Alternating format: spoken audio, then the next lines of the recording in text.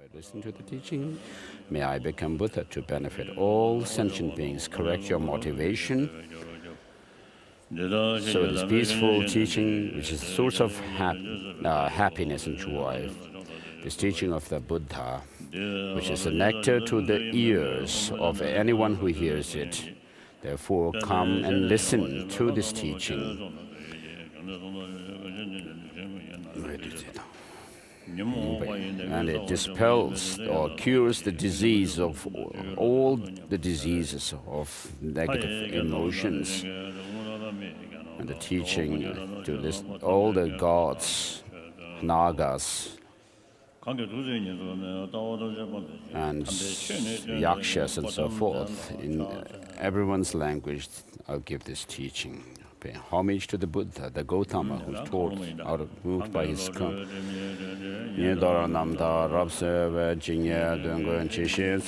This is the prayer to Buddha Manjushri.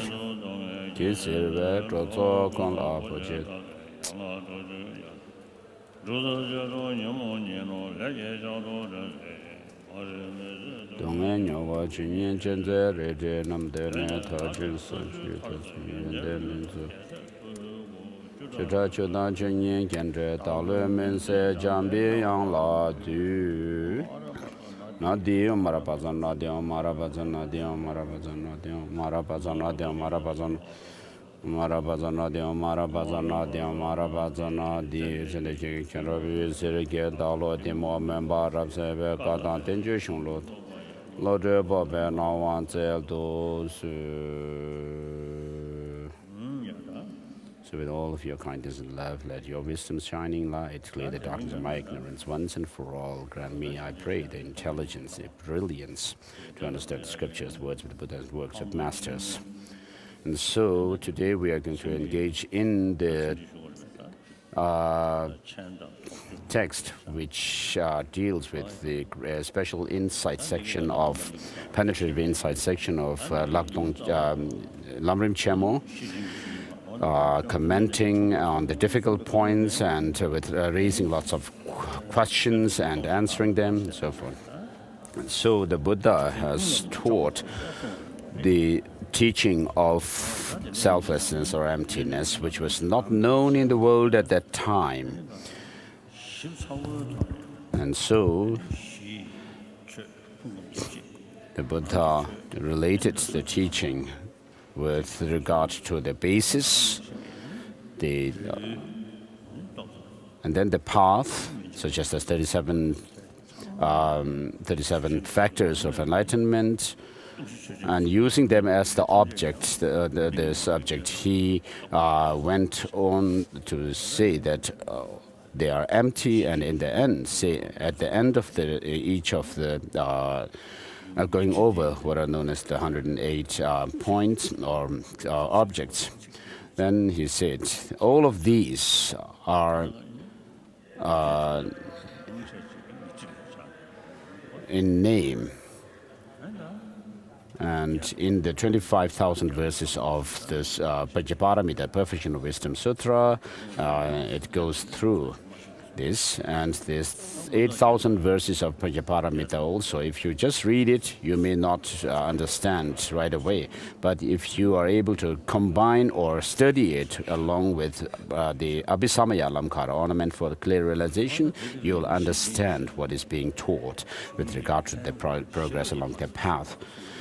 And these scriptures are called perfection of wisdom, not perfection of faith or concentration, but perfection of wisdom. And so even by name, the teaching of the Buddha is a teaching which should be progress, in which one should progress along the paths and the stages of the path by understanding the emptiness, how things are, and therefore one should be based on, in order for that, one should base oneself on reason and not merely resort to scripture. And therefore, wisdom is important in the beginning, in the middle, and at the end. And therefore, since the teaching of the Buddha should be understood within the framework of the Four Noble Truths, with regard to the cessation, true cessation, it has its four characteristics, such as cessation, peace, excellence, and the deliverance. And so in order to understand this true cessation, it is important to understand dependent origination as well. So all the different philosophical traditions of the Buddha are based on or teach the Four Noble Truths.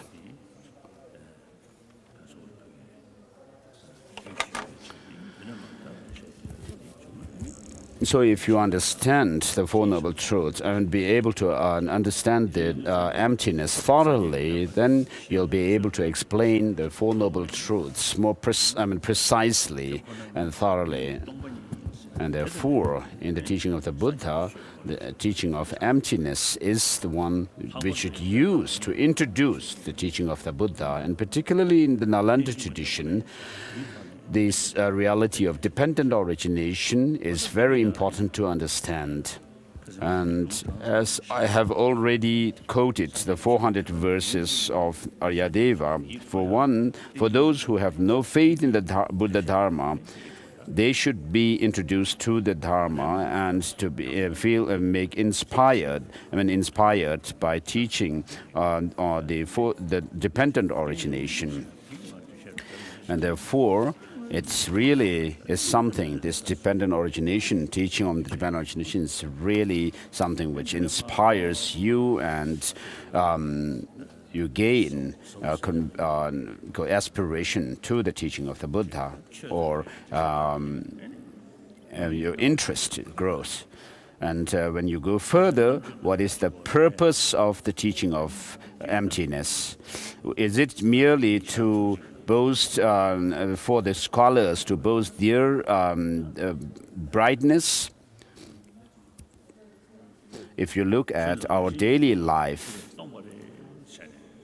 saying that things are devoid of any intrinsic existence, having explained it, having said that things are without any essence, the more conviction you gain in it, the appearance of the things, whatever appears to you regarding that,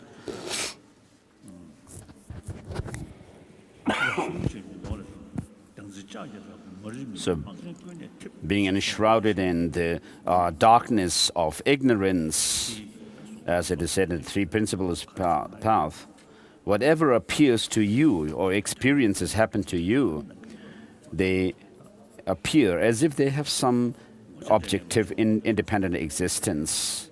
So it's a matter of whether someone has actually introduced this to you or not. When you are sitting somewhere, you feel that when I look at you, and I have this attitude that you, all of you individually, are there. And when you look at me, I am a Shakya Bhikshu, or Bhikshu in the tradition of Shakyamuni Buddha. And you gave me the title Gyawa Tönge Dakpo, or the Lord, victorious one. And I appear to you, and you appear to me, as if there is some person out there, a solid entity. And if you search for that person, then that appears to you. I cannot find that person. And when you look at me, you see my body. You see the body of a Buddhist monk. And when I talk, you hear my speech, my voice, and from my expressions of speech and body, you could, to a certain extent, know what kind of thought processes are going on in my mind. But this body, speech, and mind are the body, speech, and mind of the Dalai Lama. But when you actually look for the Dalai Lama, you cannot find him. So everything in the samsara and nirvana are designated by the mind. But that designating mind itself, if you look for its identity, you cannot find it. The seventh Dalai Lama says this. And in Jonang tradition also there is a saying, the bare appearance of the illusion-like things, or the bare illusion here, the bareness here refers to as if there is some kind of a solid entity. And if you relate that to the perception which conceives it, then this mind or awareness does not have any basis, but there is a mere experience that this clear perception is there, or the awareness. And since nothing can be pointed to as being this or that, it says you go or dissipate into the inexpressible. And so, whether internal or external, everything, there's nothing which is which exists solidly. And therefore, if something to be objectified is left, even a slight bit of thing is left to be objectified, what happens is you grasp onto some kind of a true existence, and because of it, there is this, the misapprehension or wrong kind of a mentation happens. And then the rest of the negative emotions. So on the other hand, there are those mental states or experiences such as love and compassion, which arise on the basis of not inappropriate thinking, but appropriate thinking. And therefore, with regard to emptiness, what it does is it uproots what is the cause that cause ruins to us. Whereas the virtuous states of mind, to them, the understanding of emptiness actually serves as a support. And therefore, by thinking about bodhicitta, thinking about suffering, by thinking about suffering of sentient beings, you cultivate or the wish to become a Buddha for their benefit. And so this bodhicitta,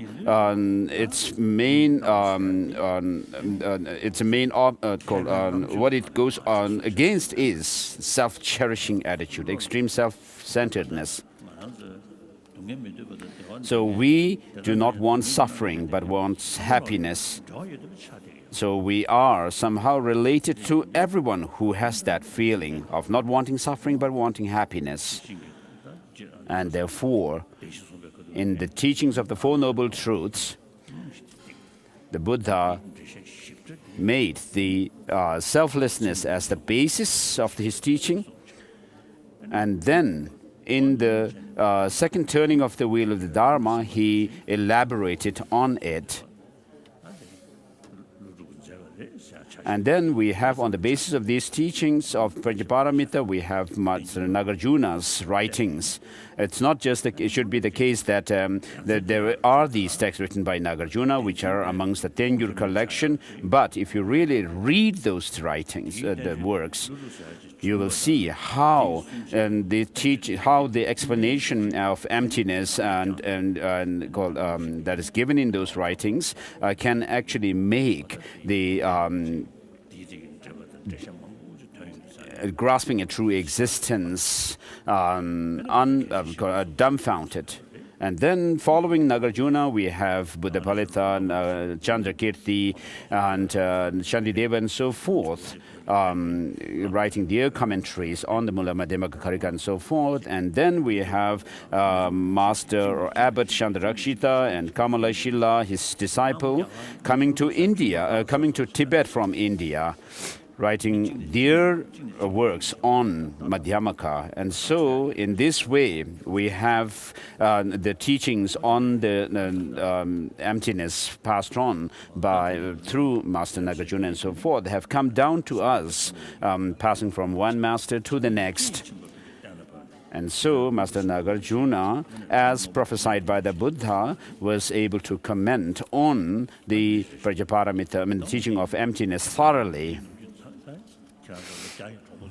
And the Chinese brothers and sisters, and Vietnamese and Korean Dharma brothers and Japanese also, we all recite the Heart Sutra, in which it says that all the Buddhas of the three times became enlightened, perfectly enlightened, by relying on the perfection of wisdom, and then became Buddhas, who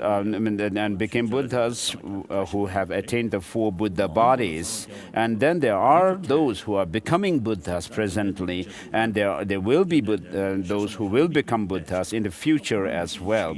And therefore, we need to aspire to become a fully enlightened being like the Shakyamuni Buddha himself. And so we are all following this tradition which aspires to full enlightenment for the benefit of all sentient beings. And therefore, the wisdom, perfection of wisdom. And so wisdom here refers to that understanding the things fully, or the sublime understanding, which helps to reach the nirvana and enlightenment. And so that enlightenment is a state whereby you remain without coming out of that meditative state forever on that emptiness, which is also the elimination of all defilements from the mind stream. And so in the beginning of the Heart Sutra, with regard to emptiness, there is the fourfold emptiness, which is referred by form is emptiness, and through to emptiness. Form too is not other than emptiness.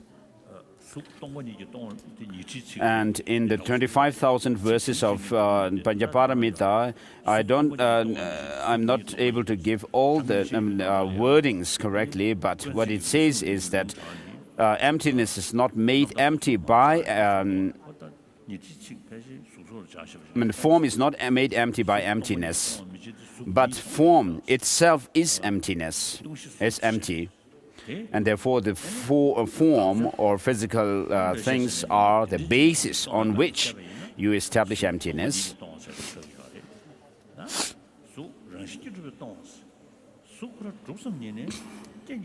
So what this means is the form is not made empty by emptiness, means is that since form itself is empty of any intrinsic existence, therefore it is empty by nature. And so form is empty. And emptiness is form. Regarding this, what arises through condition has no arising. And what is dependent on conditions does not have any essential existence. And therefore, they're empty of the way they appear to us. And therefore, what depends on conditions is empty, and one who understands this emptiness is heedful. And so this shows the purpose of the emptiness. And therefore, form is empty because of being dependently originated, because it's empty of inherent or essential existence. Therefore, it is empty of inherent existence, and therefore it is dependent on. It's feasible to say that it's dependent on conditions. Since form is dependent on conditions, although it appears to have some essential existence, it does not exist that way. and therefore emptiness is form. And therefore the basis, the conventional things, and which are the myriad of things, and using these, then you try to understand how we hold on to self-cherishing attitude, and we need to think about cultivating, cherishing others to counter this, and as an antidote to the self-cherishing attitude. And so you have to here also differentiate between the conventional self and the intrinsically existing self, which is imputed or misconceived. And therefore apply this antidote of cherishing others over oneself. So it is also helped by, backed by this grasping at true existence. And therefore, it's very nice to understand that we should counter the self-cherishing attitude as well as the grasping at true existence.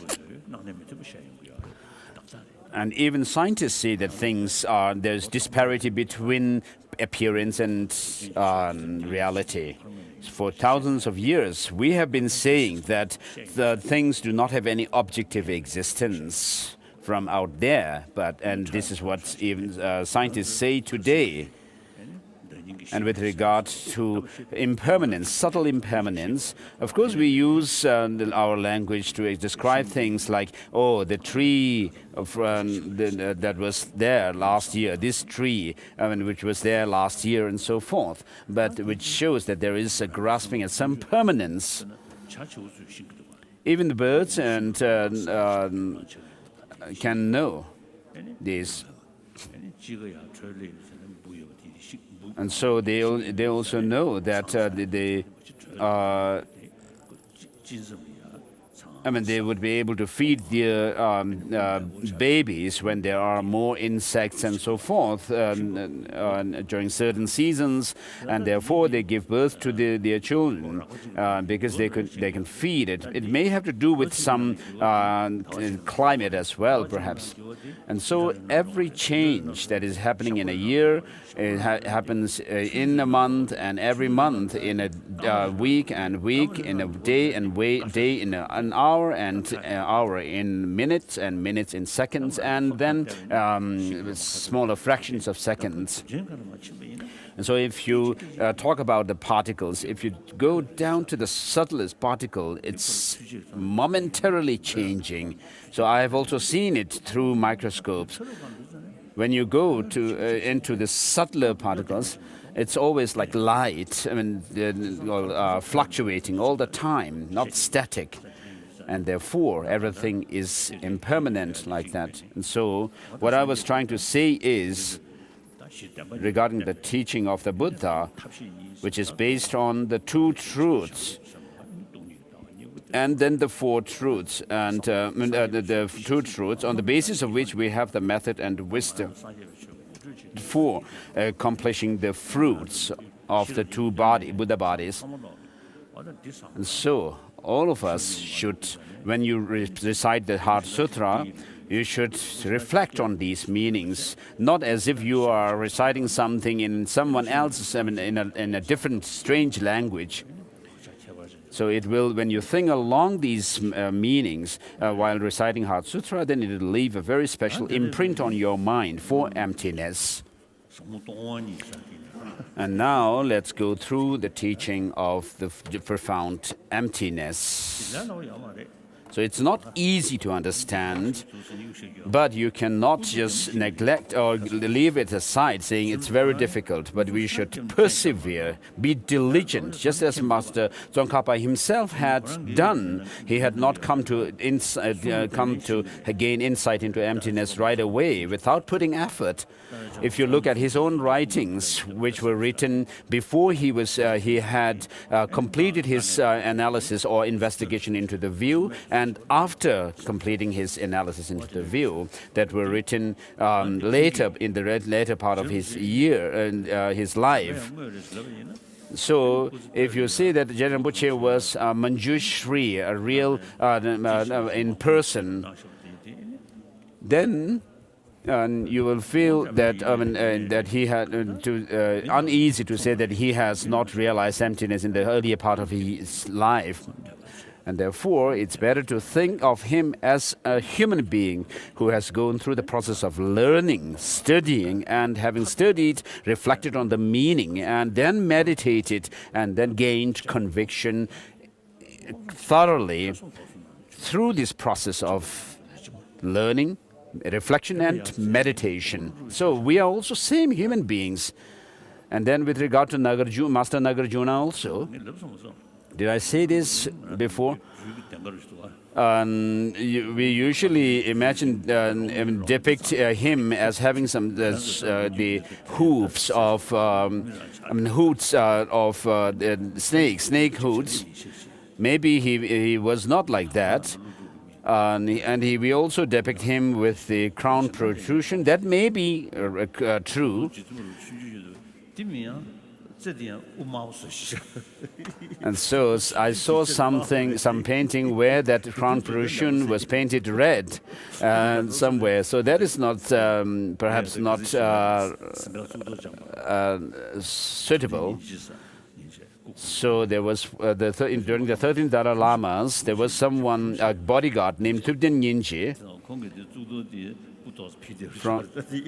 So he had a bald crown at the crown of his head. It was bald.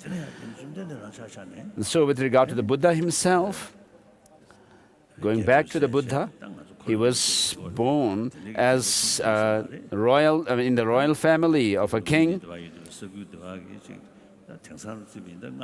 He may not be a big king ruling over a huge land or kingdom, but maybe as a chieftain or a ruler of a small principality. So he was born, the Buddha was born in such a royal family. And the Buddha himself, who enacted the deeds of enlightenment, was born on this earth as a human being. And so, if we look at the Buddha as a human being, then it's not good for us also to draw inspiration. So we cannot say that those masters like Master Nagarjuna and so forth were different, and there are exceptions. It's not right to do that. You should think that we are same human beings. Otherwise, the teaching on the Buddha nature makes no sense, which shows that we have the potential for attaining the for Buddha bodies, and therefore we have to gather all our energy to apply ourselves in the practice. And so the teachings of the emptiness is not to terrify us, but to inspire us for the for Buddhahood. Because we are at this moment more or less distracted by the pleasures of this life, and therefore in order to lead us to enlightenment, the teaching saying there's nothing essentially exists are taught.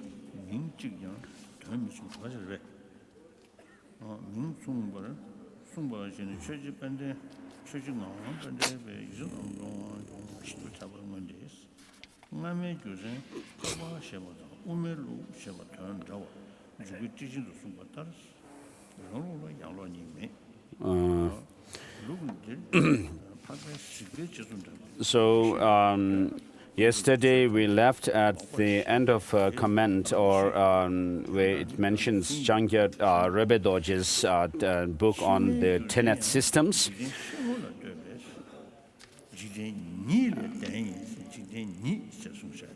And so, with regard to the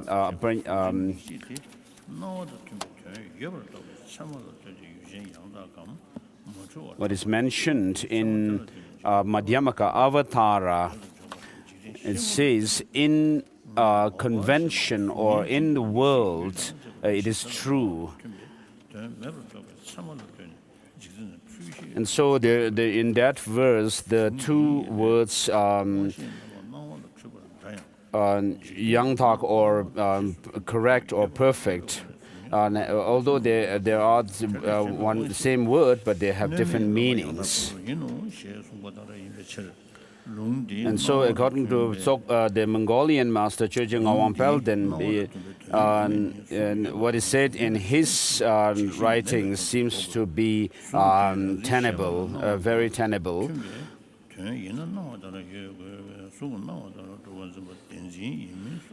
So, regarding the first, the reason is given as in the perception of the Arya beings, and also according to the Madhyamaka system, so which mean the same thing. According to the great commentary on the Madhyamaka Avatara, by I think refers to the Tsongkhapa's illumination of the thought.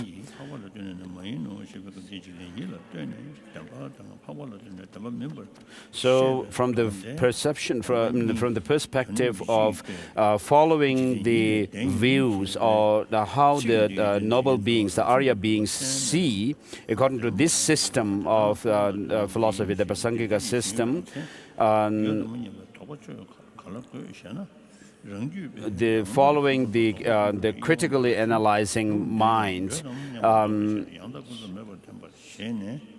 in relation to that, all conventional phenomena are said to be called erroneous.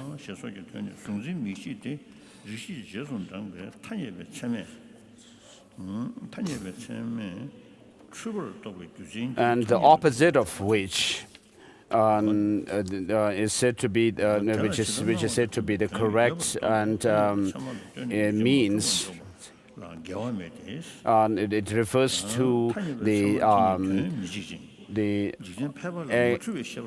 intrinsic existence. There's no other way than this. So, in the perspective of the worldly conventional perspective,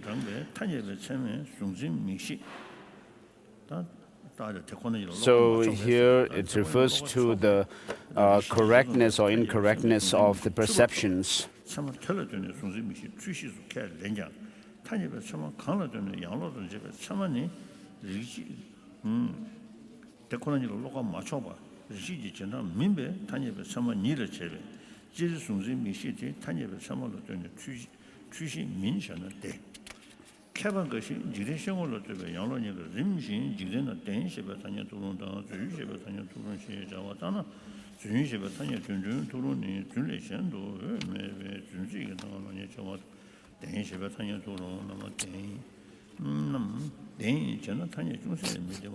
then it goes on to comment on a certain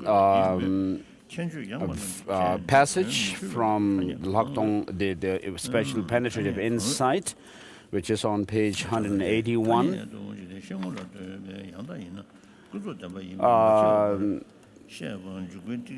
Where it says all sensory consciousnesses are alike in being mistaken with regard to what appears to them. However, sensory consciousness, such as those to which a reflection appears,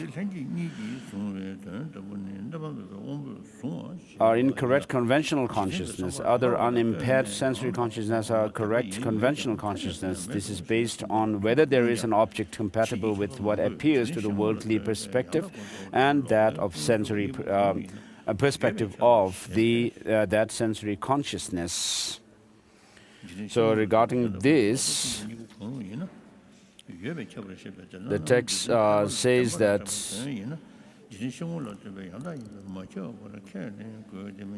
whether there is the phrase which says whether there is an object compatible with what appears to the worldly perspective of that sensory consciousness. Regarding that phrase, we should understand this to mean that the form exists, whereas the reflection of the form does not exist as a form or the body.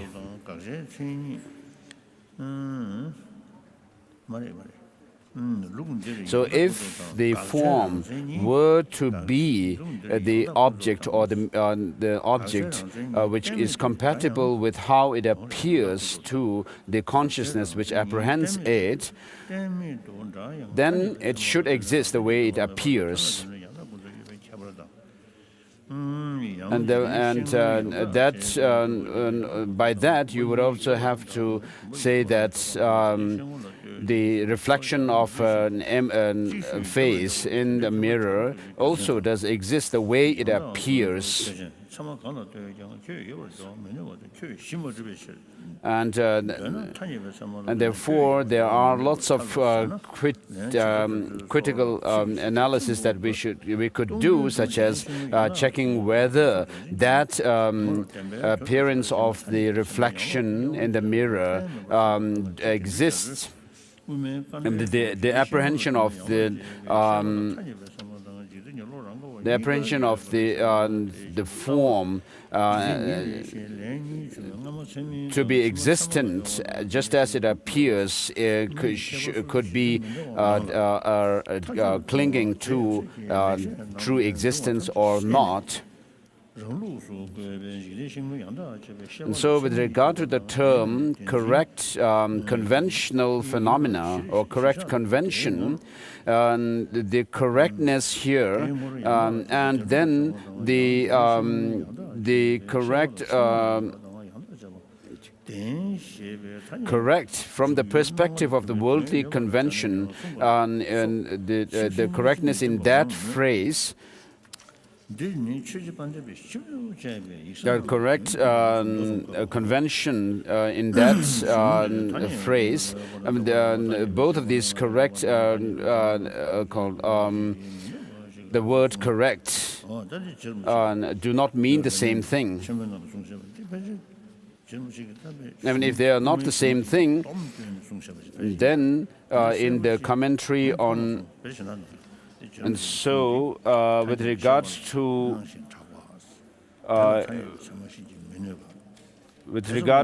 the conventional, the three criteria of the conventional existence, I have not seen this mentioned anywhere else in other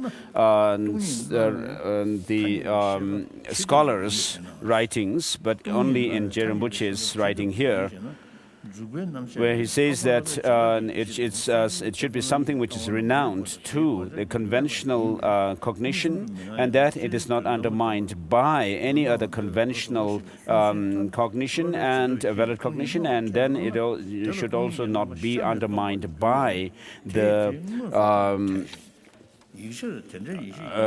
reasoning mind analyzing reality.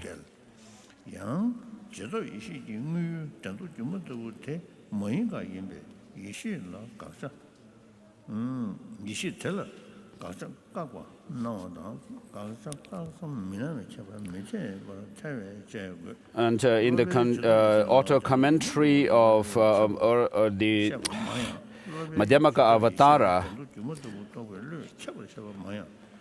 it says it is true from the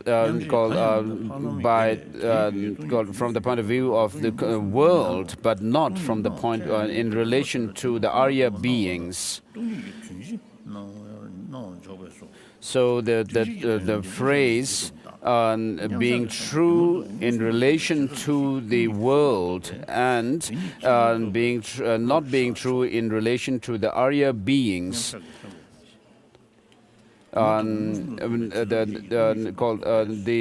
term called by that, the opposite of what it says is the true or the true existence. These two do not mean the same.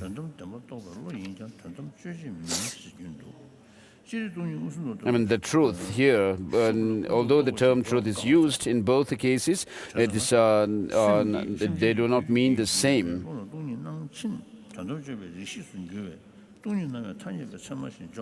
Because when the phrase being true from the worldly perspective refers, I mean, the truth here refers to grasping at true existence and grasping at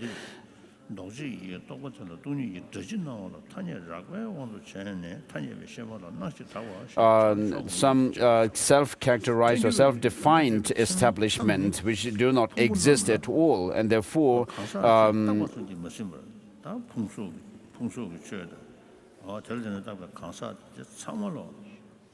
so everything that's such as the body and the aggregates and so forth, without being satisfied with how they are established in convention, if you try to look for some essence or identity in them, there you can find nothing. This is the comment made by His Holiness.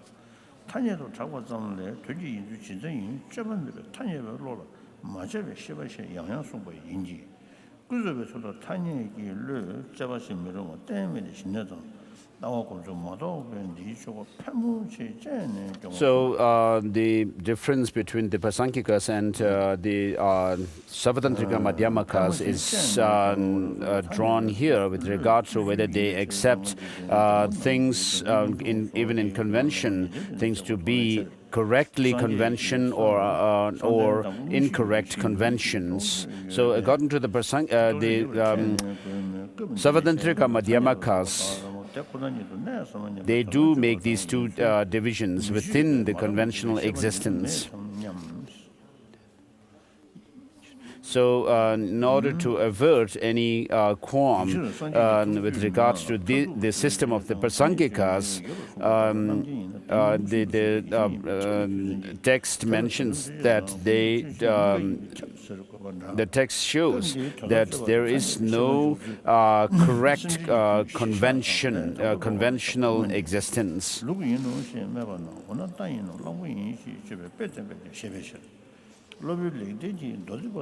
So because of this, I wonder if this phrase, it is not so in relation to the Arya's insight, in relation to the Aryas.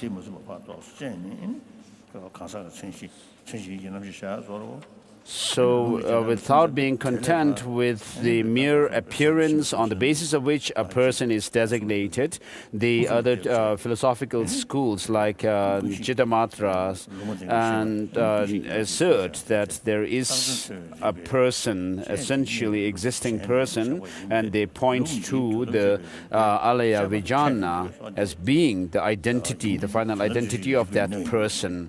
And so if you posit such a person, then such an assertion is undermined or invalidated by the wisdom which critically analyzes the reality of a person.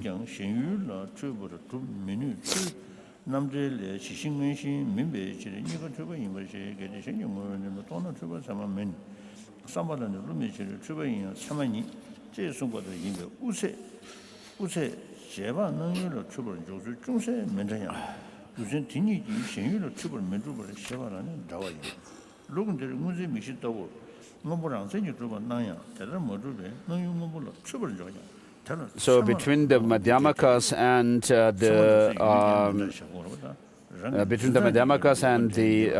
epistemologists, the logicians, there is some difference between whether they assert that a conceptual mind which sees something is mistaken with the appearing object of it or not.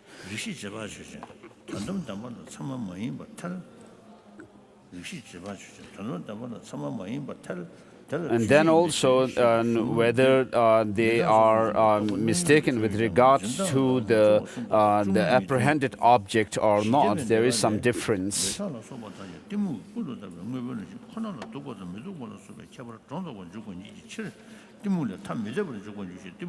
So 180 on page 183 in the translation of the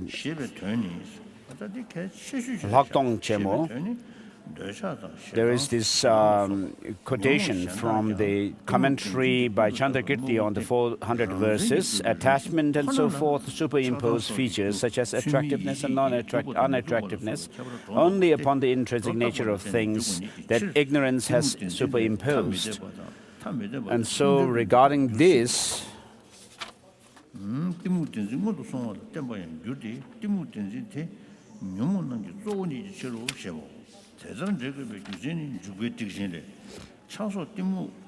regarding this whole phrase, therefore they do not work apart from ignorance. They depend upon ignorance. This is because ignorance is the main affliction. So the author of this commentary on the difficult points of Lakdong says, quotes this, and then its meaning, he says, is this. Other afflictive emotions such as attachment and anger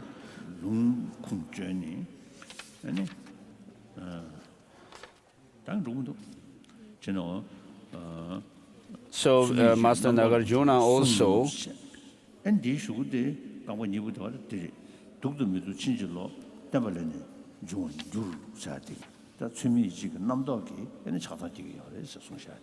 so with regard to how the attachment and anger arise in us, it's because of this inappropriate thinking which serves as the cause of attachment and anger.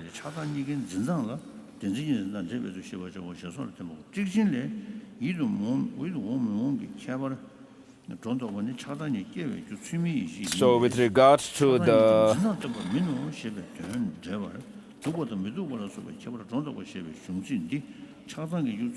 commentary or explanation of these lines, the afflictive emotions such as the others afflictive emotions such as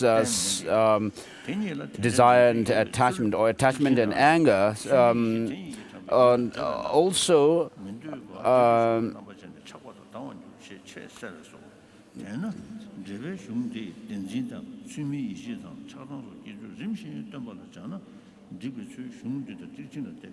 arise because of this ignorance, which is superimposes some true existence.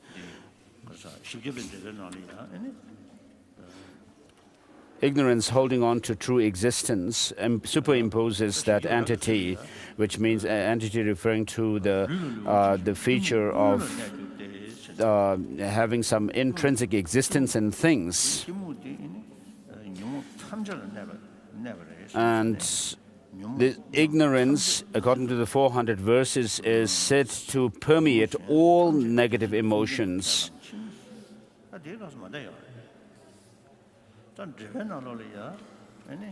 So in the commentary to this, it is mentioned that the negative emotions like attachment and anger depend on, and also they are not separate from it. There are two things mentioned. So those who assert that things have some objective existence, there is their way of identifying what attachment and anger are. And then there are those who do not assert any objective existence, and which is subtler than recognition of subtler attachment and anger. And this later one is actually maybe considered as as a correct perception by the former ones.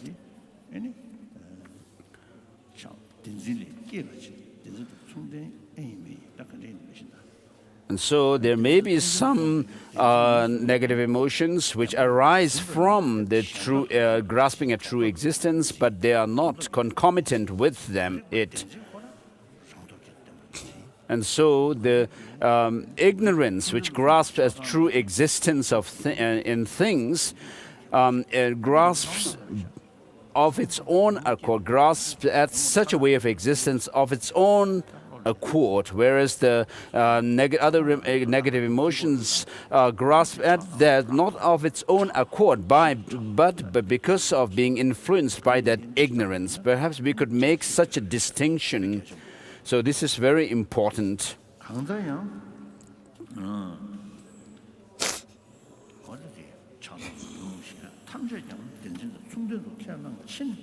So as long as you say that, you assert that all the negative emotions such as attachment and anger and so forth are concomitant with the grasping at true existence, then you would have to say that they too are the mind grasping at true existence. And so the consequence is that they would also be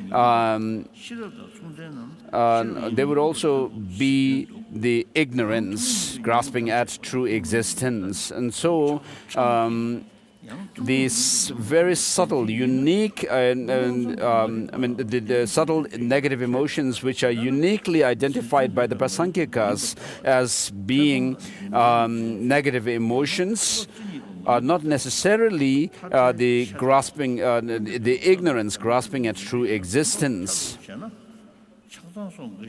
So there are lots of poems raised regarding this passage from the commentary on the 400 verses.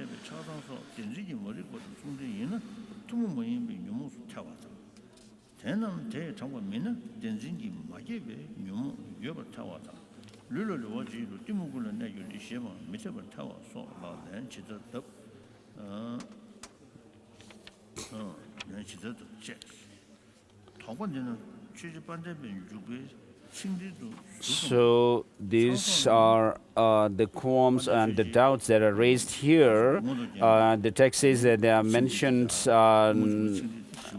partially in the commentary of the commentary on Madhyamaka Avatara by Chögyam Baldin, the Mongolian master.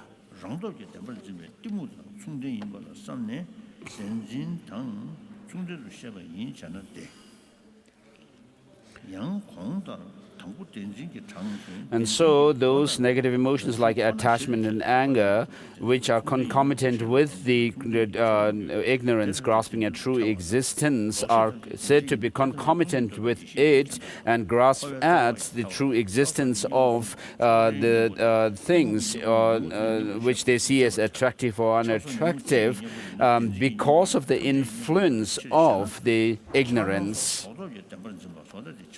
So because of the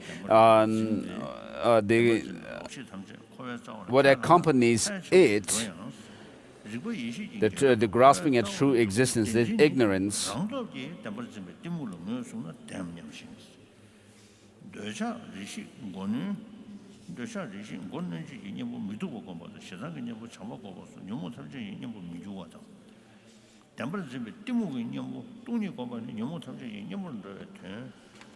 so the text, the author says that this, the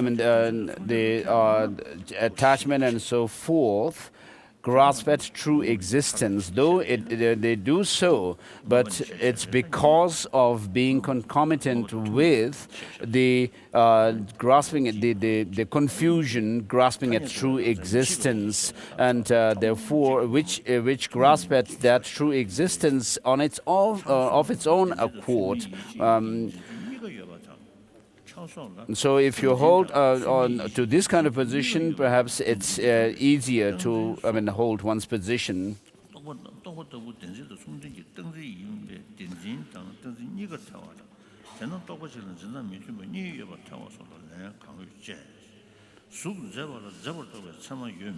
Or it says, called first, these negative emotions, we could say that they arise in dependence on, or they are induced by this, the grasping, ignorance, grasping at true existence.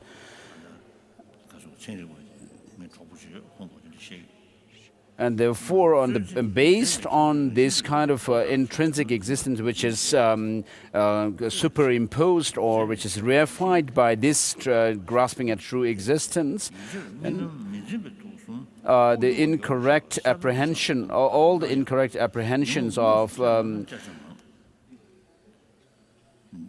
apprehending cognitions could be said to be concomitant with the grasping at true existence, ignorance.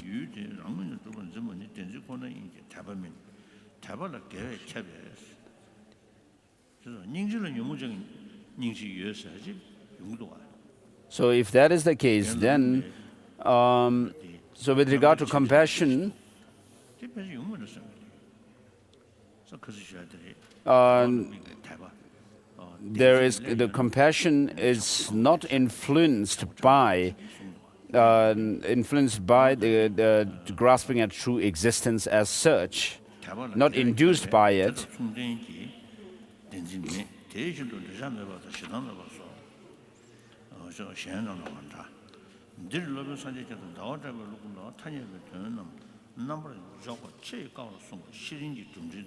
So the text, the author goes on to say that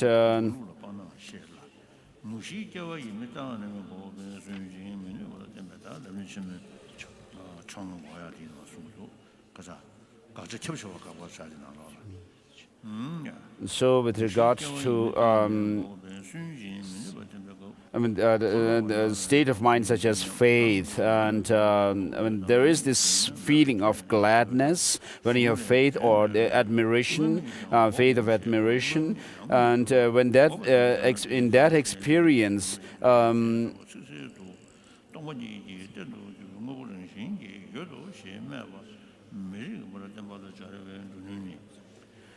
the fact that there is the apprehension of the thing called to have some to be established from its own side with regard to the object, that is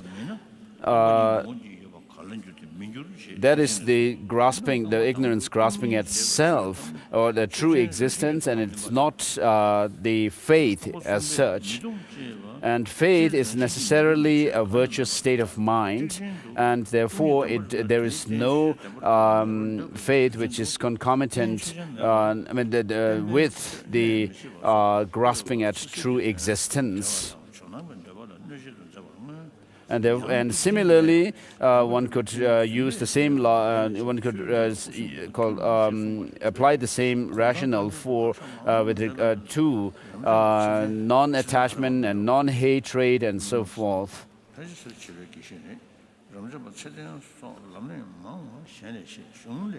And it is said, in this system, in this system of the Buddha Palita, Master Buddha Palita and Chandrakirti, it is said that to establish the conventionality of things is very difficult. And so this could be understood easily if you look at how in the book on philosophical systems by Sherab Taksang Lotsawa, maybe Sherab, how he uses reasons to prove that Rinpoche was actually denigrating the conventional truth, and also in the section under the called too broadly. I mean, refutation of the identification of the refutation of the object to be negated which is too broad. Under that section, there is also this outline where it says that refutation of all the 4 points of Dalai Lama are not legitimate critique of conventional phenomena.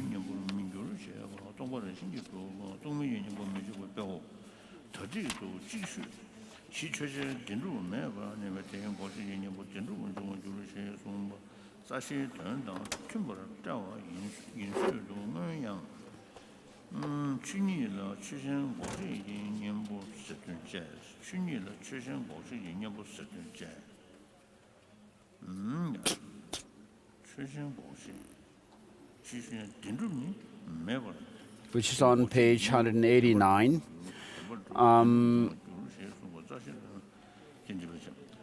So from there also, then we could easily understand, and therefore there's no need to go over it for clarification, it says.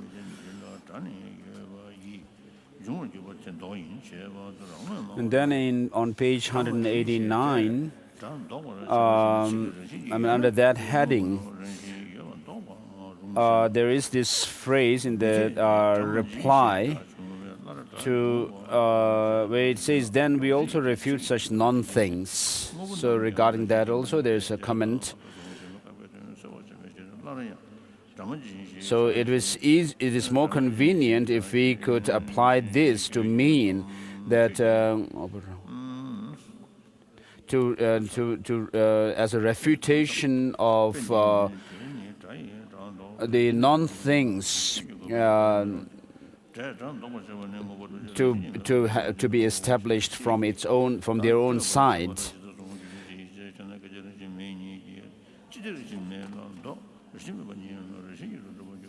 And then on page 109 there is a quotation in this part where it's the Quam saying, Nagarjuna's fundamental treatise says,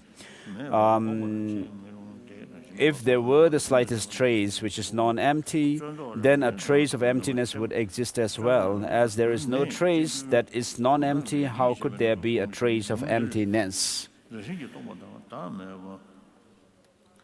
So in the Prasanapada commentary, that it says here,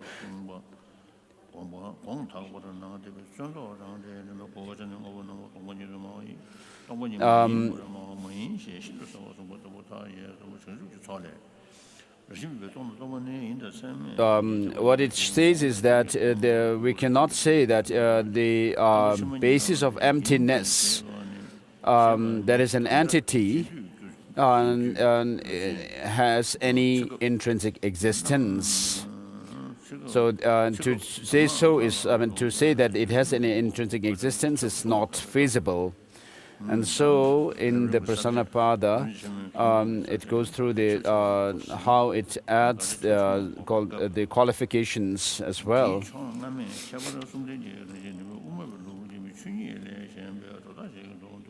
So the commentary here says that if, regarding emptiness,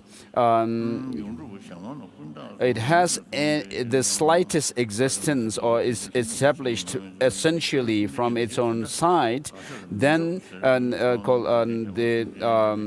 its basis also would not have the slightest trace of being non-empty.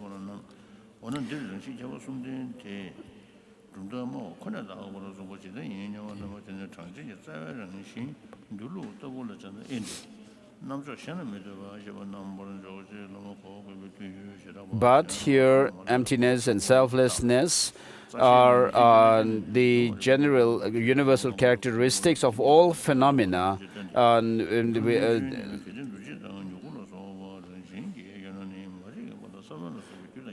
So, by asserting this, therefore, there's no slightest thing which is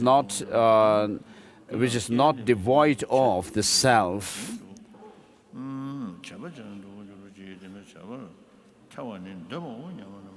And therefore, how can emptiness also be, is existent? How can emptiness exist as an essential existence? It cannot. So this is what is said in the great commentary.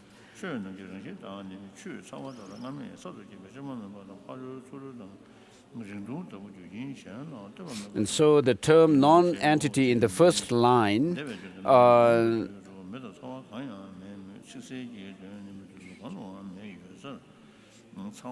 refers to the basis,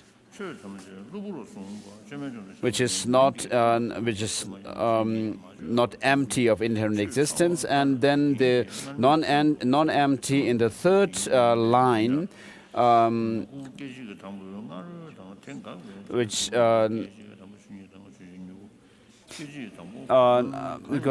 there is no trace, that not the slightest thing that is not empty. That phrase in the third line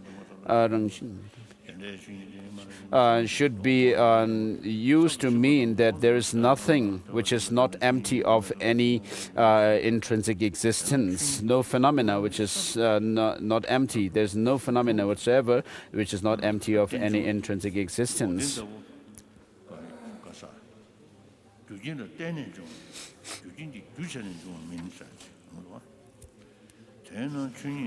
So with regard to true cessation, it is, there is a saying that it arises in dependence on cause, but it is not produced by cause as such.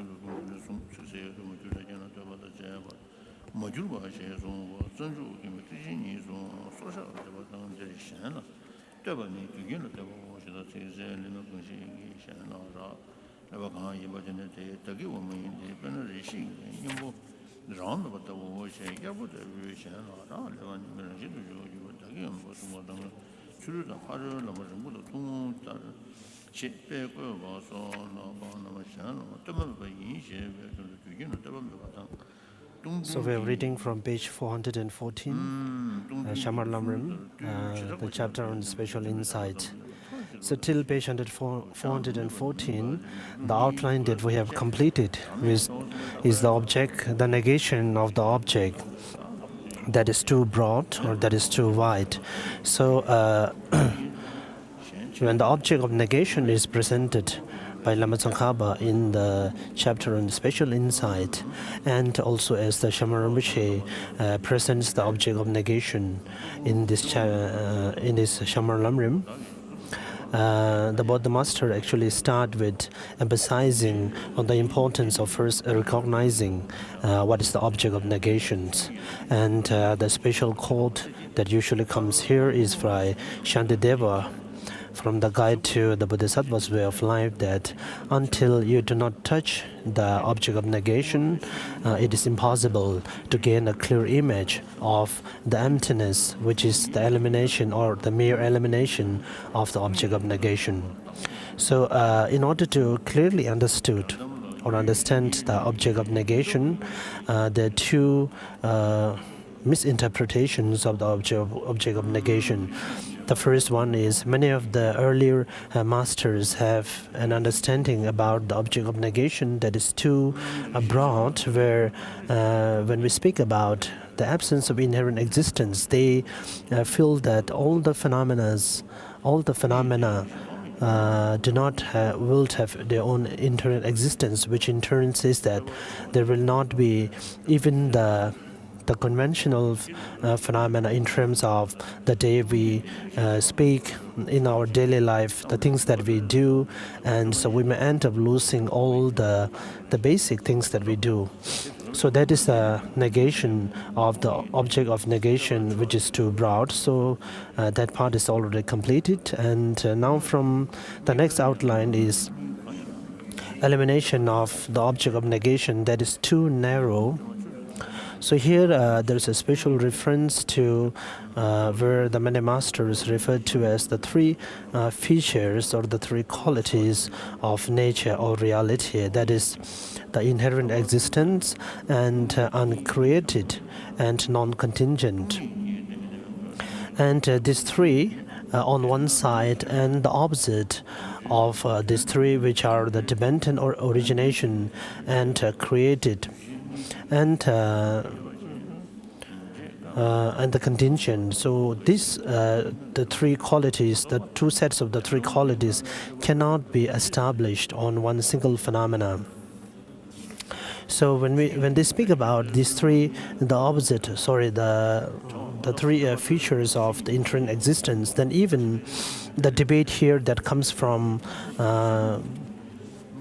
that especially comes from Nagarjuna's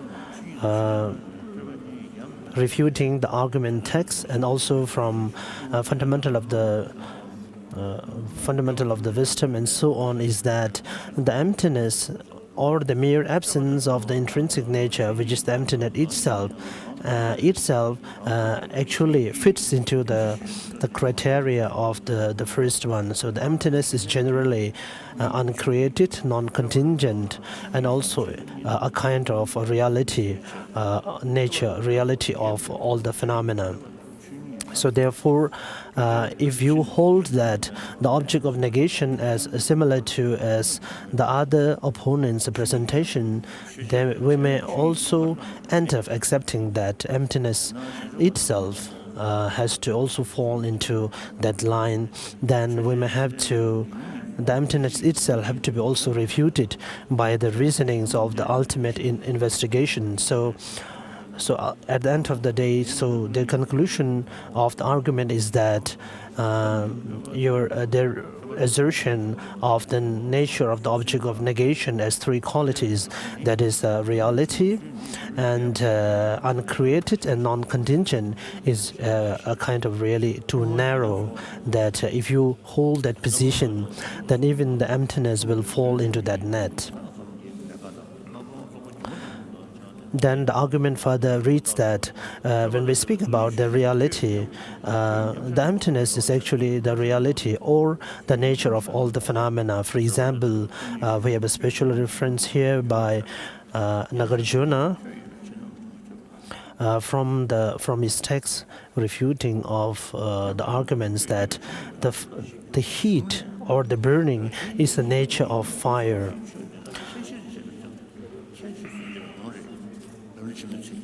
Sorry.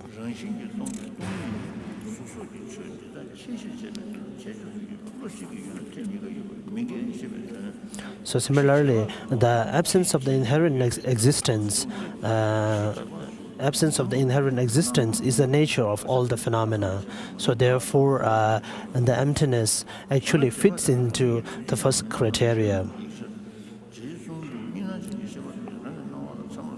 And the second one, which is referred to as the created, is actually referred to the creation. The term created or the uncreated here actually refers to not have anything to do with the causal creation. if we speak about the phenomena that are actually caused by causal condition, then only those phenomena which comes under the circle of impermanence arrive into this criteria. But however, the term uncreated or the created here actually it covers all the phenomena as it has been stated in the 20,000 verses sutra requested by the Maitreya, that where the Buddha expressed very clearly that all the phenomena are temporary and temporary in the sense that they are created. So when the Buddha referred to all the phenomena as not having a very long-term reality, or being referred to them as giving a reference to those things as temporary, so Buddha meant that actually those things are come under the category of what is called the creation. So the second quality actually also a second quality of the uncreated. So the emptiness actually also falls into that criteria. Sorry, the sutra actually reads that even though all the phenomena are said to be created, but Buddha has given a special reference to the emptiness as being uncreated. And the metaphor taken here is that the nature of the fire, which is burning, is not a created nature of the fire. It is uncreated that comes along with the fire. Whereas if we hot water, if you boil the water, and the heat of the hot water is actually a created nature of that hot water. So the heat of the hot water and the heat of the fire is different in the sense that the former is created while the latter is uncreated quality of that object. So the mere absence of the intrinsic existence of all the phenomena are not created by any causal conditions. So therefore, it's the nature and uncreated. So the emptiness rightly fall into the second criteria, that is uncreated.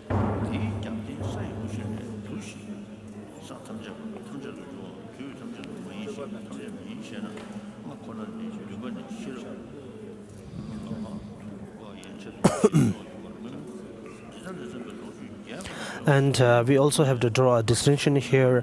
For example, the first moment of seed and the first moment of a plant, for example, and the second and the third moment. So actually, these three moments depend on causal conditions, but the emptiness or the absence of mere intrinsic nature of these three moments do not arise from causal conditions. But we have to say that they arise from dependence on other conditions. So the difference here is arising from causal condition and arising merely about depending on other factors. So we have to draw a distinction between these two explanations.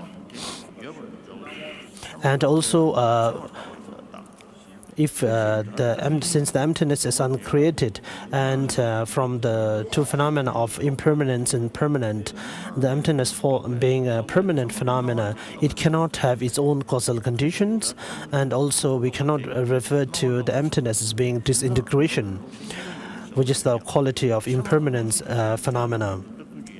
But then when the first moment of a plant transforms into the second moment of a plant, we have to say that the first moment actually disintegrates, and then the second moment of the plant comes into beings. If that is the case, then the emptiness of the first moment of the plant also, when it changes, it transforms into the second moment, the plant's emptiness, then we have to also accept that the emptiness of the first moment of the plant also disintegrates when it changes to the second moment. Then, however, emptiness being a permanent phenomena, how can there be the disintegration possible? So here we see that the disintegration of the plant from first moment to second moment is due to the causal condition, whereas the emptiness, which is the quality of the first moment plant, and its disintegration does not happen by causal condition, rather by dependent condition. So this is the main distinction here.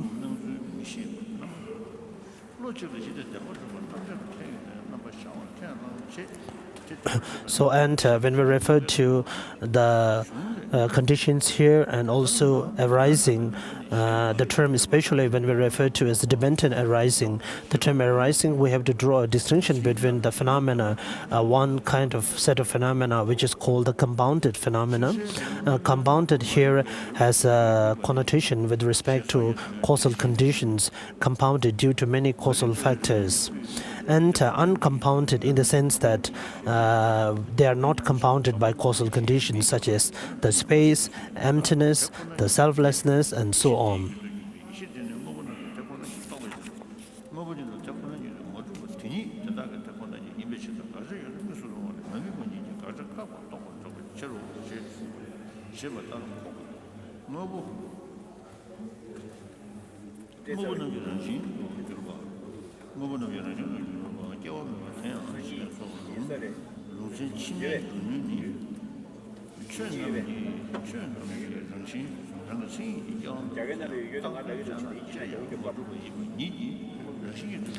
And the third quality of non-contingent or non-dependent, so actually we have this terminology used in different ways in the different texts, and also there are different arguments based on that.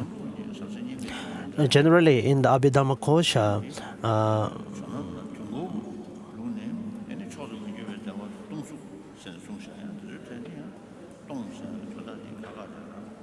and Holiness comments here that when we interpret the term tong or the empty or being something, so His Holiness says that according to the Perfection of Wisdom Sutra, of course, we have a different understanding of it. However, when it comes to the Kalachakra Tantra and other Vajrayana teachings, it has a different connotation. And in Abhidhamma Kosha, the non-contingent or contingent, which has a meaning of dependent arising, actually refers to the dependent arising pertaining to the cause and conditions. And Shamarumbiche says that this is, and His Holiness says, this is my medicine drink, and how do you think about the taste?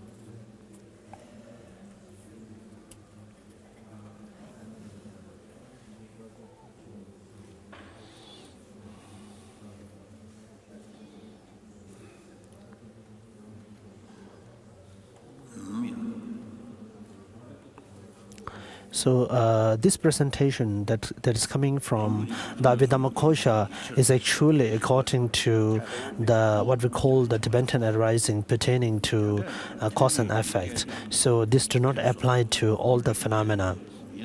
Then from the precious garland of Nagarjuna, then the non-contingent or the contingent is expressed in two different ways. The first is rightly quoting the dependent arising sutra, that since there is this phenomenon, so that happens.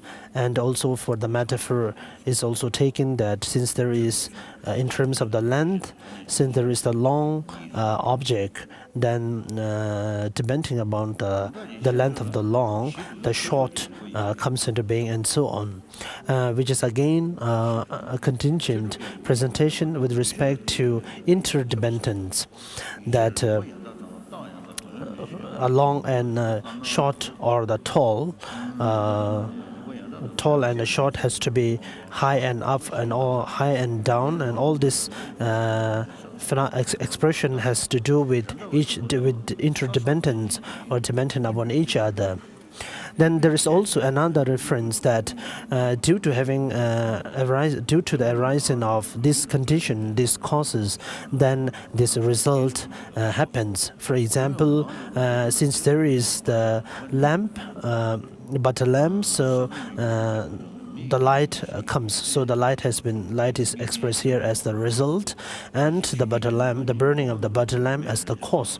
So Nagarjuna has given these two different representations with respect to the contingent condition of the phenomena in his precious garland.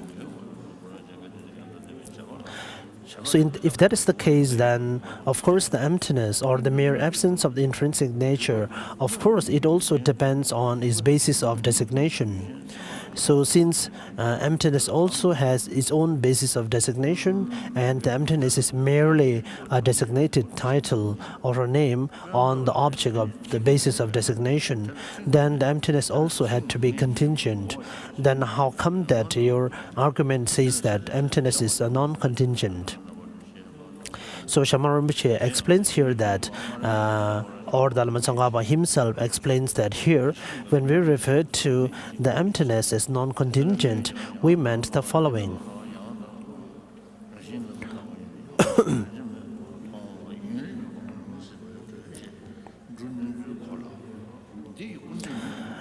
For example, when we refer to a long rope or a long rope, so the long rope do not have its own unique identity. So to establish the identity of a long rope, we need to always depend on a shorter rope for comparisons. So with the comparison of a short rope, then only we will be able to come into a conclusion that the other rope is a long one. However, as the emptiness or the mere inherent existence of mere inherent absence of mere inherent existence as the nature of, for example, the fire, then the nature of the emptiness as the nature of the fire do not have to depend on any comparison with respect to any other object. So the emptiness has been inherently, or in other words, from the beginningless time, the nature of the fire and all the other phenomena. So therefore, this is what we meant by saying that emptiness is the non-contingent.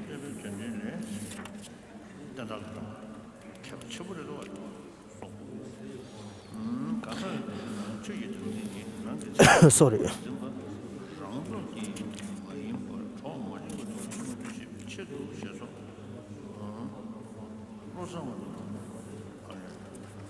Next is the presentation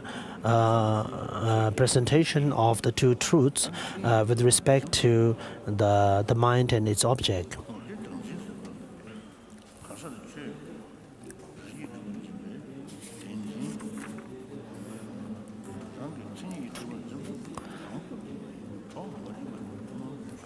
We have a reference. We have a reference here from the sutra that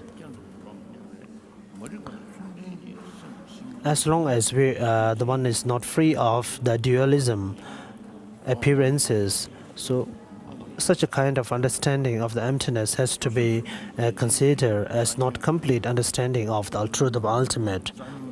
So when the masters come to interpret the citations, so the first one comes from the concise Lam Rim by Lama Tsongkhapa. And Lama Tsongkhapa explains it in the following way.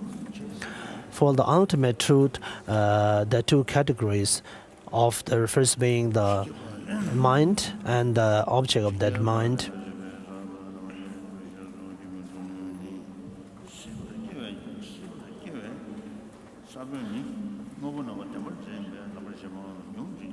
And here actually the mind also refers to the meditative absorption, the state of understanding the emptiness directly. And in the eye of the mind that understands the emptiness directly, it's only the ultimate truth that exists in the eyes of that mind.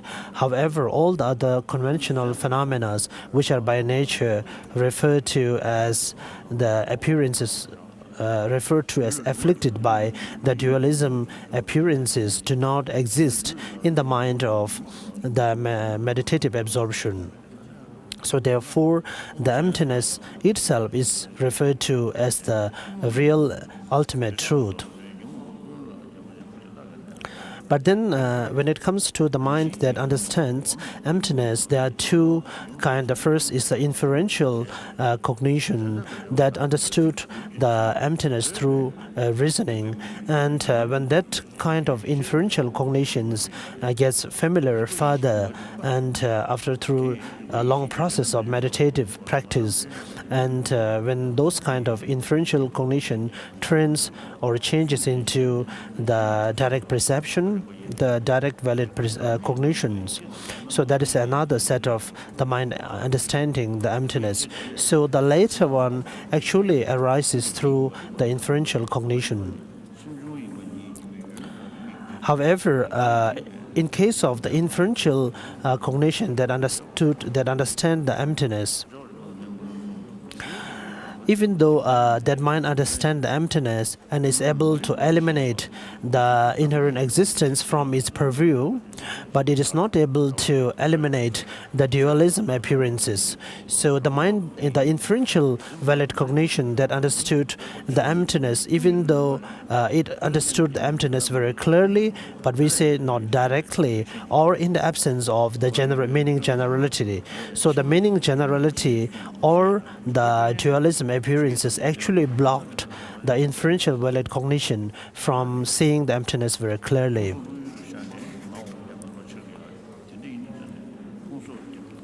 So therefore, those mind and the perception of their emptiness is actually referred to as the ultimate truth, which is similar to the understanding of the meditative absorption. So here we come to the conclusion of the two ways of referring to the ultimate truth, emptiness, from the perspective of the mind that understood it.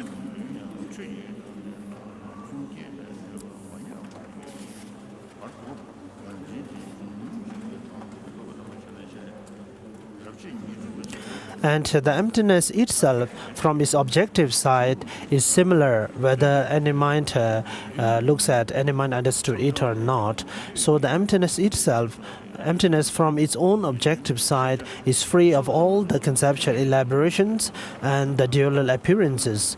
But due to the cognition that understood or that looks at the emptiness, be it the direct valid cognition or the inferential mind, so depending upon the cognitions that understood the emptiness, the different expression or the understanding and also the obscuration of the meaning generality and the dualism appearances arises.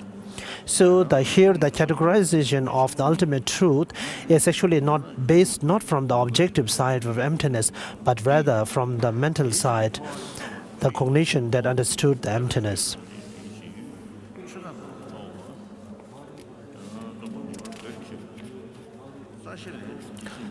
Sorry.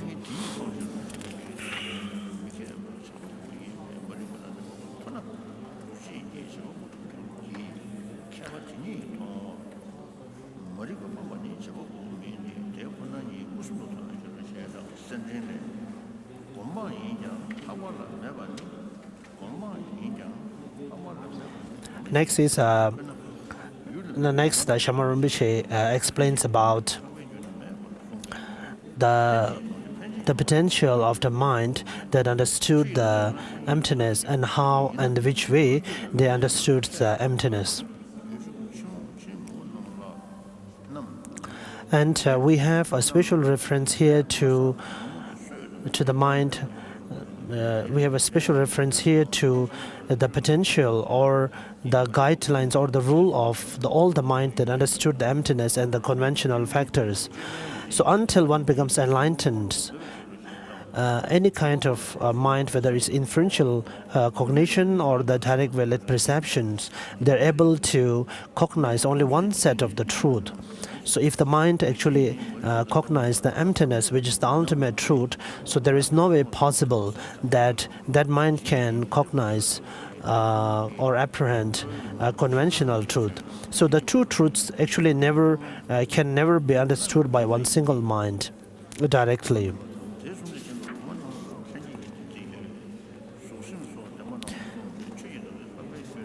So Shamar Rinpoche has a quotation here first, and the quotation runs in the following way: the emptiness which is the free of all the conceptual elaborations can be actually expressed by the object, by a nature, can be referred to as a quality of the object of the basis of the designation.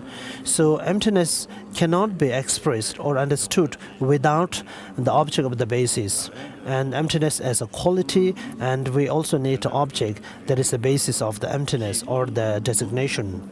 So even though emptiness always by objective side by itself always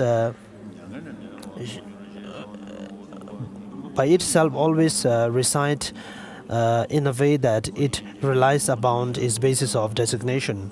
However, when it comes to the mind that understood the object, so does the mind also understood in the same way? So that is the quotation. And Shamar Rinpoche's commentaries comes in the following way. So Rinpoche further says that so we cannot take the meaning of the quotation as being that even from the perspective of the inferential cognition, when the mind cognizes the emptiness, it has to also cognize the basis of designation or conventional truth.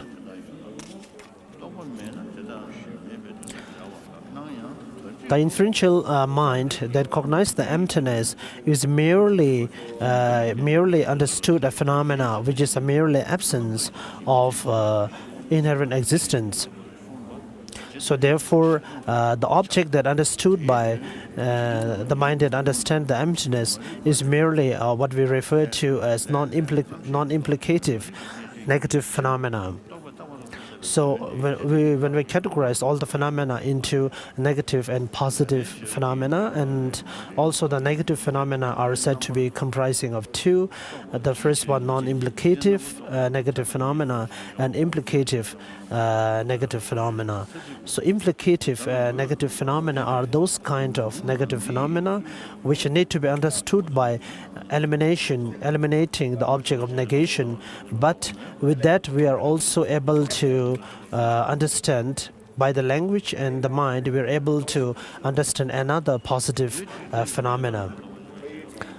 So the inferential meditative cognition that understood the emptiness understand only the non-implicative negative, which is the emptiness itself. So any kind of mind that understands the non-implicative negative phenomena can never perceive or apprehend any other phenomena such as positive phenomena or implicative phenomena.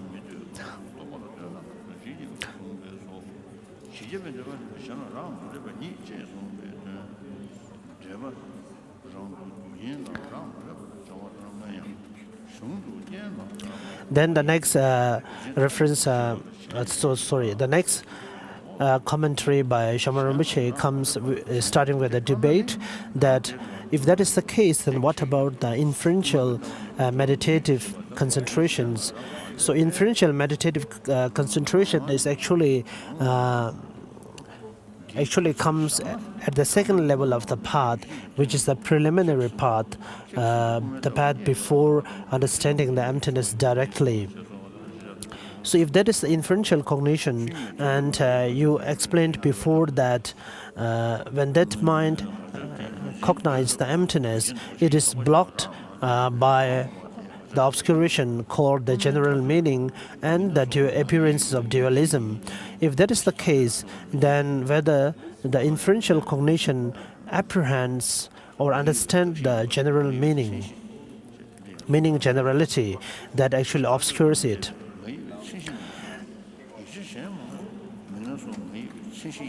Because according to the presentation of the mind and the mental factors, it is said that all the conceptual thoughts, when they apprehend any kind of object, so the meaning generality comes into contact, comes between and blocked the conceptual thought from seeing the reality of that object. So if that is the case, then the first thing that such conceptual thought comes into contact is the meaning generality. And so the argument here is that whether the meditative state of inferential cognition that cognize the emptiness, whether it cognizes the meaning generality or not. And Rinpoche, so His Holiness comments with respect to the distinction between the I and the object of I or the my. And when we develop the grasping of the I as intrinsic existence and also my or the objects that are the possessions of the I as intrinsic existence, there is a big distinction between these two, also in terms of the order of arising and development and so on. And the debate further continues by quotation by Shama Rinpoche that as far he quotes a text from Lama Tsongkhapa's, one of the Lama Tsongkhapa's texts, and that which reads that any kind of the mind which has dual appearances need to say that they should be able to cognize also the meaning generality or one's appearances. So from for as far as the conceptual thoughts are concerned, the appearances of the mind, the appearances of the object to that conceptual thought, and the meaning generality are actually the same object. So therefore, the meaning generality of the emptiness is also the object of perception by the conceptual thought or the inferential cognition that understood the emptiness.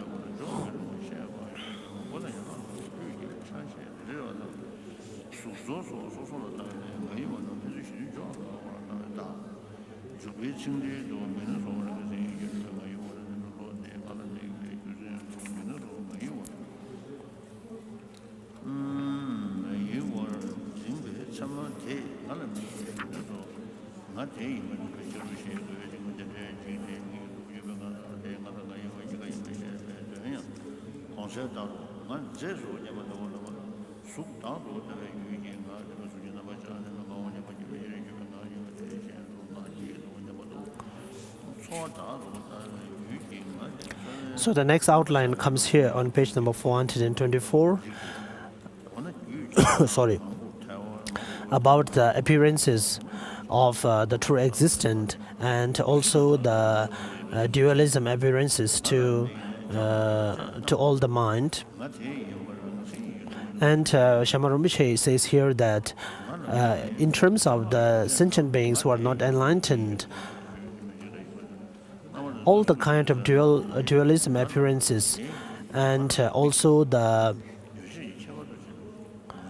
appearances of true existence are actually originated by the power of the afflicted imprints of ignorance.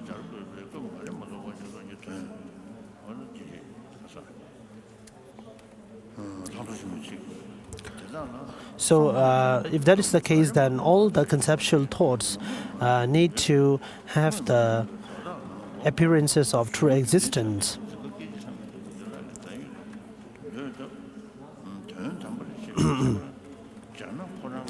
So if that is the case, then what about the argument here is with respect to the appearances of the emptiness, which is the absence of true existence, and the appearances of the true existence. These are two distinct and contradictory phenomena. So the conceptual thought the inferential cognition that cognize the emptiness is by nature a conceptual thought.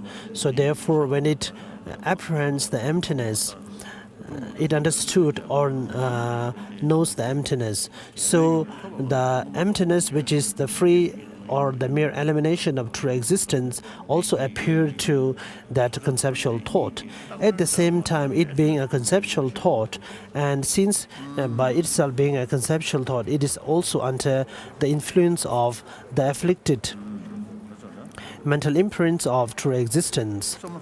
So therefore, it also needs to have an appearance of the true existence. So the true appearance of true existence and the appearance of absence of true existence, even though they're two distinct and contradictory phenomena, but there can be one single mind to which both of them appears simultaneously.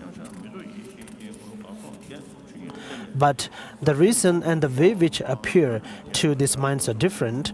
The first is that the appearance, one is actually by understanding or knowing the object, and second is by itself being a conceptual thought, as it is being inflicted by the imprints of true existence, the mind grasping true existence.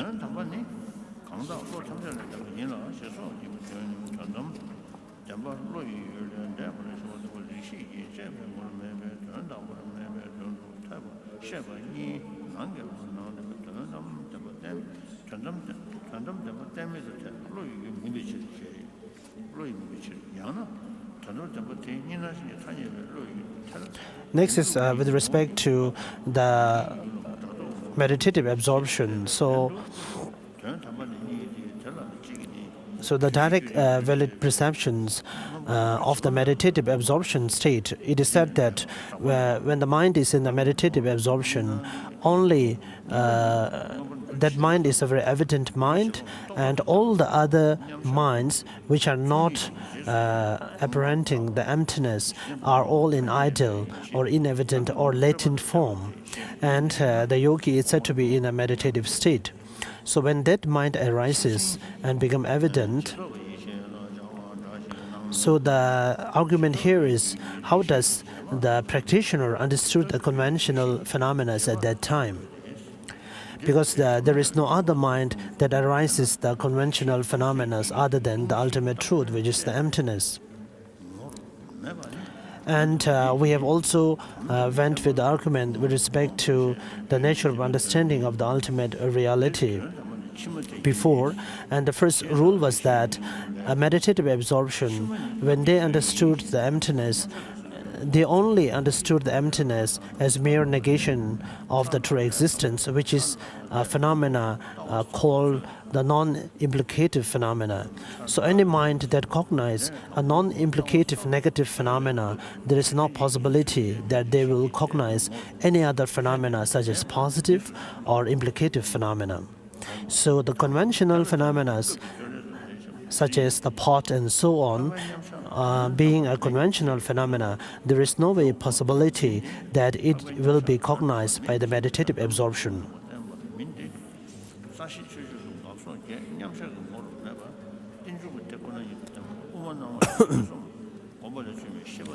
Then the argument, that was the argument, and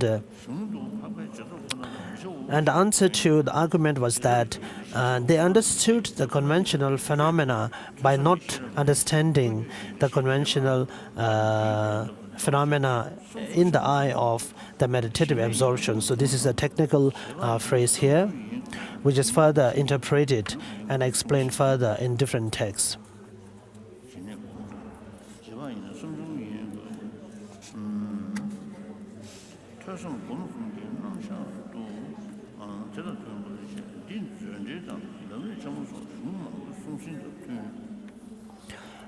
And with this completes the elimination of the object of negation that is too narrow, as we started with the first, the reality and uncreated and non-contingent, as that is being presented by the opponents or some earlier scholars. So till here completes the first two outlines, the first one being the elimination of the object of negation that is too broad, or too wide, and the elimination of the object of negation that is too narrow. So next is one's own system's presentation of the assertion of object of negation.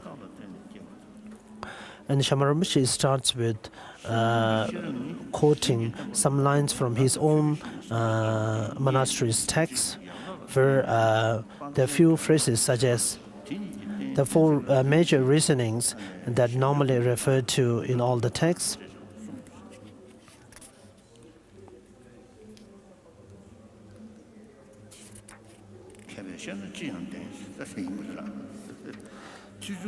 So there is actually a different reference here than the normal. So His Holiness was commenting that if a scholar speaks, then everything looks right.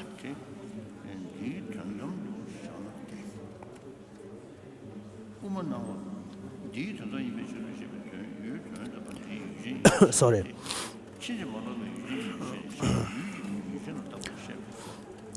The first start with the term, the Tibetan term Rigpa, or the reason, and also the Sanskrit term Yokir or Vidya. So this has a different connotation in Tibet translation. There's also one Rig without the third particle Sa, which has a different meaning in Tibetan. The without the third particle in Tibetan actually means the mind, or to understand something. So Rinpoche's conclusion here is that when we refer to the first set of reasoning, it is actually the first one. And these four sets of reasonings are what we call the reasoning investigating the ultimate nature of the thing, and the reason investigating the conventional nature of the phenomena. So all the reasons actually, if we combine or categorize, so they can be categorized in either of the two said before.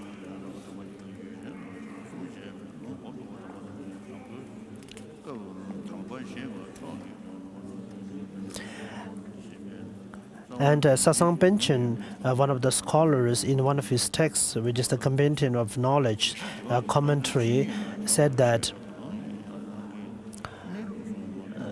as far as the object of investigation is concerned, it can be further categorized as the evident phenomena and the obscure phenomena. And for the first, the obscure evident phenomena, it can be also further categorized as the cause, the result, and the nature. And all the resultant factors actually depend on their causes to establish their nature, which is by itself reasoning, is referred to as contingent reasoning. For example, the sprout or the plant depends on the seed to grow, and also the mental consciousness also depend on three conditions, the three causal conditions. And the causal conditions, or the cause, even though they comes first and the result later, but the cause also depends on their respective resultant factors in order to, in some correspondent way, which is referred to as the reasoning of action. For example, the reasoning of action here can be understood in the following metaphor, such as the seed grows the plant, and also the eye faculty can be the basis for the development of the eye consciousness, and so on. And also the external forms can be the focal condition of the eye consciousness, and so on. These are the metaphors used here. And next is the natural reason. So the natural reason of nature, can be understood in the following examples. The first is about the burning nature of the fire, which has been there from the beginningless time, and there is not a time that the fire exists and the nature of the burning intercedes or doesn't, or the nature of the burning comes after the fire, and so on. So which further says that the burning nature of the fire is what we call the reason of nature. And the liquid or the solvent nature of water, and also the impermanence nature of all the compounded factors, and the selflessness nature of all the phenomena. So they are what we call the universal qualification of all the phenomena, and it is popularly known in this way.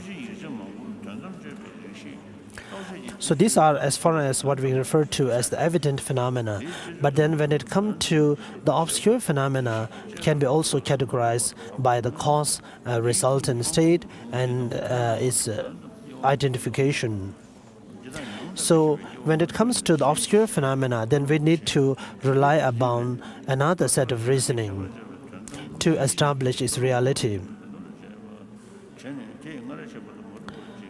So even though we need to rely on reasoning or a logic to understand their nature, but the outcome or the finding of that reasoning has to be corresponding to the findings by a direct valid perception.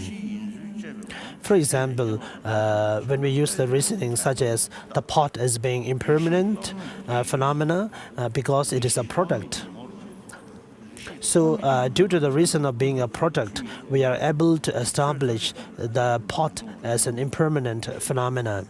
So even to understand the pot as impermanent phenomena directly through a mental consciousness, or to understand the pot as impermanent phenomena depending upon a reason such as being a product, actually the process is different in understanding those two things, but the finding or the outcome is the pot as impermanent phenomena, which is same. So we will stop here for lunch.